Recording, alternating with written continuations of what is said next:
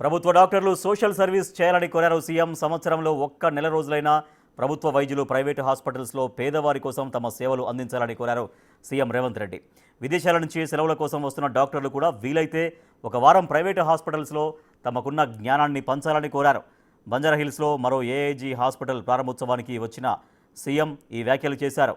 AIG హాస్పిటల్స్తో పోటీ పడేలా ప్రభుత్వ ఆసుపత్రుల్ని తీర్చిదిద్దుతున్నామన్నారు సీఎం రేవంత్ రెడ్డి. 2025 చివరి నాటికి 7,000 బెడ్స్తో ఆసుపత్రులు నిర్మిస్తామని చెప్పారు.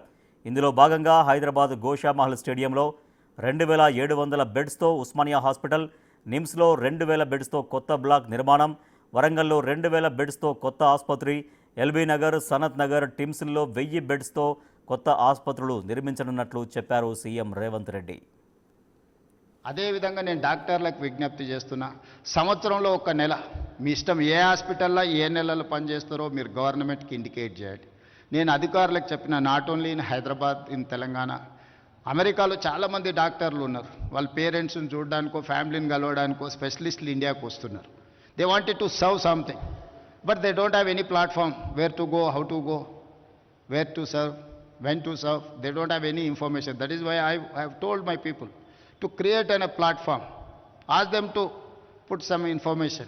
వాళ్ళు ఎప్పుడు మన దగ్గరకు వస్తుండ్రో, ఏ సమయం ఇవ్వగలుగుతారో, కనీసం ఒక 1 వీక్ ఇచ్చిందంటే ఆ 1 వీక్లో నిమ్స్లోనో ఉస్మానియాలోనో ఎక్కడైనా స్పెషలిస్టులు ఆ పేషెంట్లను అడ్రస్ చేస్తే వాళ్ళు అట్లీస్ట్ ఫిజికల్గా ఒకసారి చూస్తే తర్వాత ఆన్లైన్ అయినా వాళ్ళు అడ్వైజ్ చేయడానికి అవకాశం ఉంటుంది.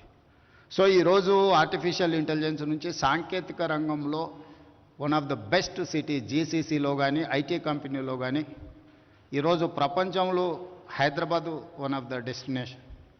సో మనం ఈ సాంకేతిక నైపుణ్యాన్ని ఉపయోగించుకొని హెల్త్ సైడ్ కూడా మనం పనిచేయాలి. రీసెంట్గా నేను ఏవియేషన్ మినిస్టర్ను కలిసినప్పుడు కూడా మిడిల్ ఈస్ట్ కంట్రీస్ నుంచి పేషెంట్లు రావడానికి ఉన్నారు, కానీ డైరెక్ట్ ఫ్లైట్ కనెక్టివిటీ లేదు.